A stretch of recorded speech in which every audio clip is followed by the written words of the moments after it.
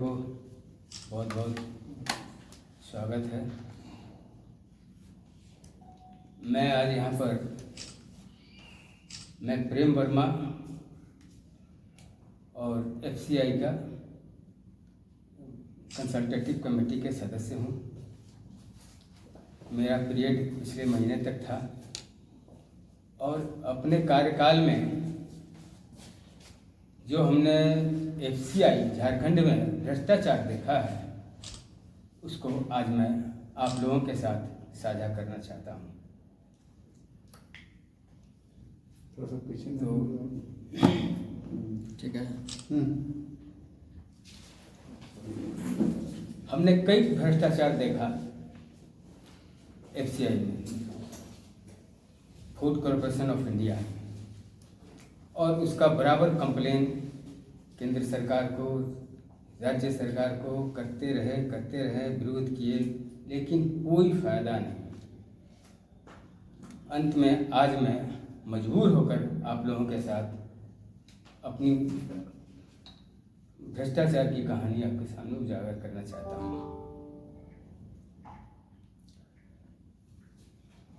पिछले मार्च में 2-4 दिन के लिए बारिश हुई थी, अभी तो बहुत बारिश हो रही है। तो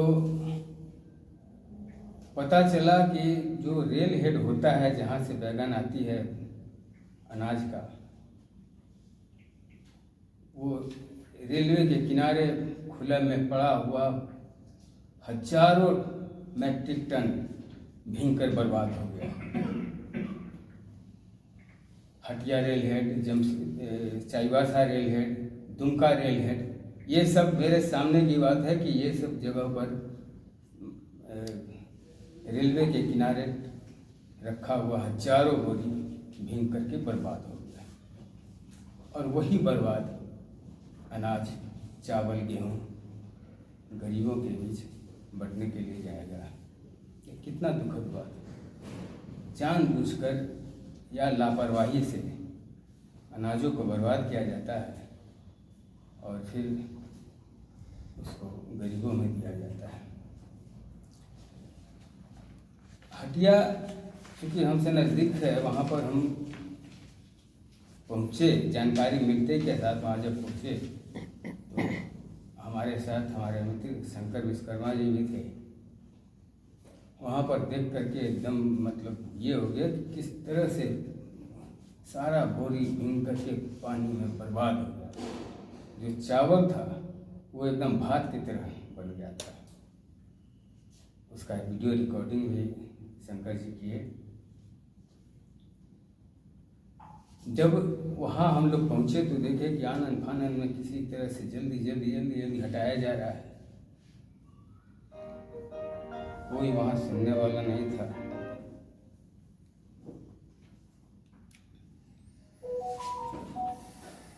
कोई देखने वाला नहीं था। पूरा चावल भीग गया। फिर मैं वहाँ से गया और दूसरे ही दिन डिविजनल मैनेजर एफसीआई का, उससे मैं कंप्लेन किया। उन्होंने कहा कि मैं ठीक है कार्रवाई करूँगा। उन्होंने कहा कि कार्रवाई करना होगा, करूँगा नहीं, करना ही होगा, लेकिन कोई कार्रवाई नहीं हुआ। फिर उसके बाद जीएम को इसका शिकायत की। जीएम जो सबसे हेड होता है झारखंड एफसीआई का, जो मनोज कुमार हैं, उनकी ये कहानी मैं बताऊंगा। उनसे जब हम कंप्लेन करने गए तो वो मैंने लापरवाही करने वाले स्टाफ के खिलाफ कार्रवाई क्या करेंगे, वो कहते हैं कि माफ़ कर दीजिए। उनको माफ़ कर दिए, गलती हो गया, माफ़ कर दीजिए। अरे भाई, ऐसे तो सब जगह भींगते रहेगा और बर्बाद होते रहेगा और बर्बाद चावल गेहूँ गरीब खाते रहेंगे और माफ़ करते रहिए। तो ये हालत है और आज तक कोई कार्रवाई नहीं हुई। कार्रवाई अगर आप कंप्लेन करते हैं तो ये लोग क्या करते हैं कि अपने ही विभाग के, अपने ही टीम से ये लोग जांच करवा देते हैं। जांच करवा के अपने फेवर में रिजल्ट ला करके उसको लिपापोती कर देते हैं। कि नहीं कुछ नहीं हुआ, सब उनके परिवार में। ये सिलसिला चलता है। अगर कहीं जानकारी मिलती है, अब हम आते हैं दूसरे पॉइंट पर। हम लोग FCI के कंसल्टेटिव कमेटी के मेंबर हैं भारत सरकार। हम लोग का अधिकार है कहीं भी गड़बड़ी हो उसका जांच करना और कहीं बैलेंस देखना, चेक करना, ये अधिकार है हम लोगों का। लेकिन इस अधिकार से हम लोग को हमेशा वंचित रखा गया। एक बार तो मैं और एक मेरा और मेंबर थे रतन महतो, उनके साथ हम लोग गए वहाँ की जांच करने। लेकिन वहाँ पर जाने पर किसी तरह का हम लोग को सहयोग नहीं किया गया। वहाँ पर जो गोदाम मैनेजर था वो बोला कि भाई हमको डिविजनल मैनेजर से आदेश करा दीजिए, हम आपको सहयोग करेंगे। फिर जब हम डिविजनल मैनेजर को फ़ोन लगाया तो वो बोले कि हमको GM साहब से ऑर्डर करा दीजिए जांच कराने के लिए। फिर GM को फ़ोन लगाया तो GM फ़ोन नहीं उठाया। इस तरह से हम लोग दिन भर परेशान रहे बोकारो PG गोदाम में, लेकिन हम लोगों को जांच करने नहीं दिया गया। हम लोग स्टॉक देखना चाहते थे, वहाँ स्टॉक में काफ़ी गड़बड़ी है, लेकिन जरा सा भी हम लोग को सहयोग नहीं किया गया। ये दूसरी घटना। उसके बाद एक और हम लोग गए थे नगरी गोदाम में। नगरी में भी PG गोदाम है, वहाँ भी पता चला कि बहुत गड़बड़ है। लेकिन वहाँ भी वही बात हुआ, हम लोगों को जांच करने से रोका जाता है, सहयोग नहीं किया जाता है ऊपर से ही। यानी ऊपर से नीचे तक सारे भ्रष्टाचार में लिप्त हैं, कोई इससे बचा हुआ नहीं। सब लोग भ्रष्टाचार में मिल करके लूटते हैं, मिल करके खाते हैं, करोड़ों का घोटाला करते हैं लोग।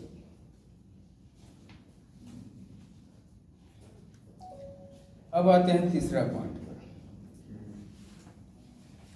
PEG गोदाम जो होता है, बहुत बड़ा बड़ा गोदाम होता है, वो प्राइवेट गोदाम होता है जिसको कि FCI भाड़े पर लेती है।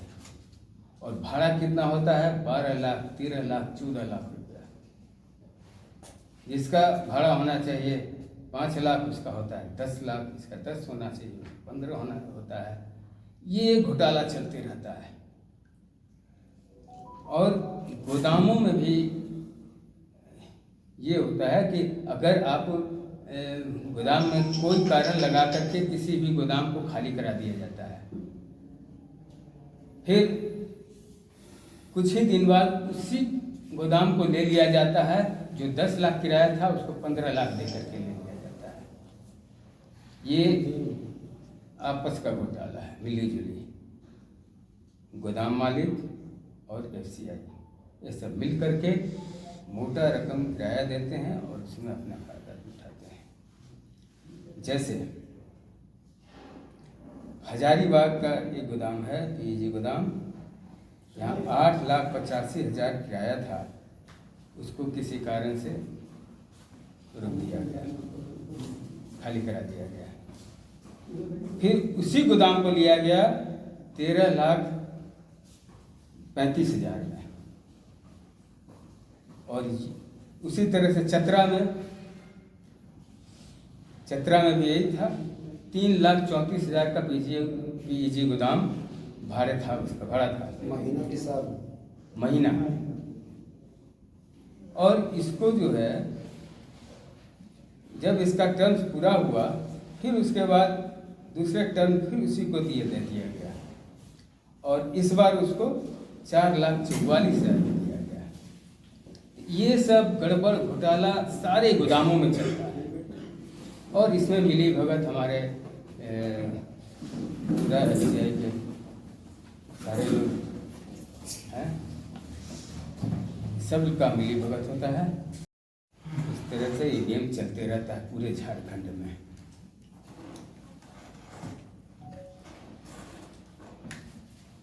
घोटाले तो बहुत है, बहुत तरह का है, जहाँ तक हम पहुँच भी नहीं पाए।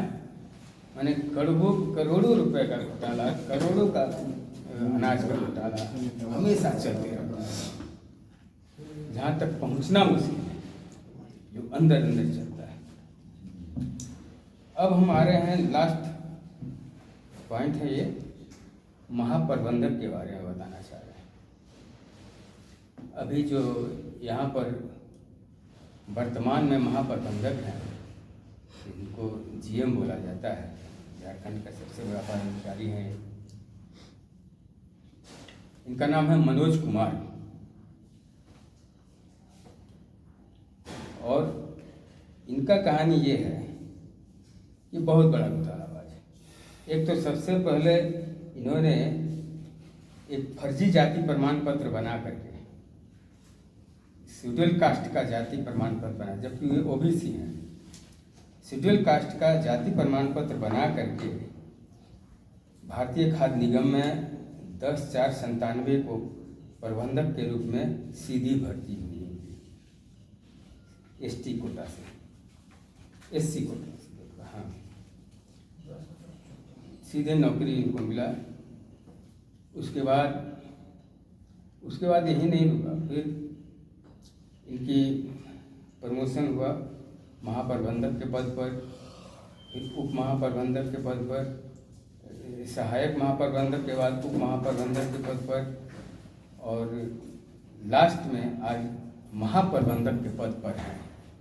इनकी जाति प्रमाण पत्र जो है फर्जी है, इस पर केस भी चल रहा है। ये खुद बेल पर भी है।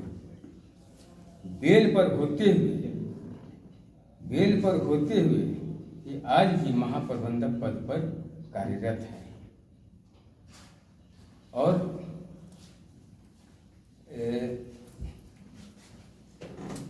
ये जो है विशेष न्यायिक दंडाधिकारी सीबीआई के समक्ष प्रस्तुत अपने पत्र क्रमांक 775 दिनांक 27/12/2010 के माध्यम से दस्तावेज इनका कि उपरोक्त दस्तावेज के आधार पर माननीय न्यायालय ने मनोज कुमार को आपराधिक पृष्ठभूमि का व्यक्ति माना है। उसके बावजूद भी ये आज महाप्रबंधक के पद पर है। इनका केस नंबर है 17/2010 आरसी केस नंबर। तो इतना भ्रष्ट आदमी है और उसके बावजूद भी आज पद पर बने हुए हैं। ये समझ लीजिए कि कहाँ तक इसका पहुँच है, और इस तरह से जो है कुछ नहीं कर पाए। बहुत दुख है, और आज आप लोग के सामने सारी कहानी हम बता रहे हैं।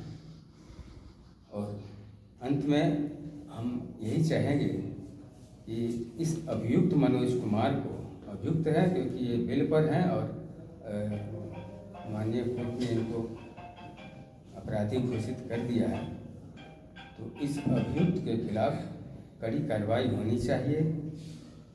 इनको बर्खास्त करनी चाहिए, आर्थिक क्षति की वसूली कर इनको नियमानुसार इनको सजा मिलना चाहिए। सर, आपका 3 साल कार्यकाल रहा।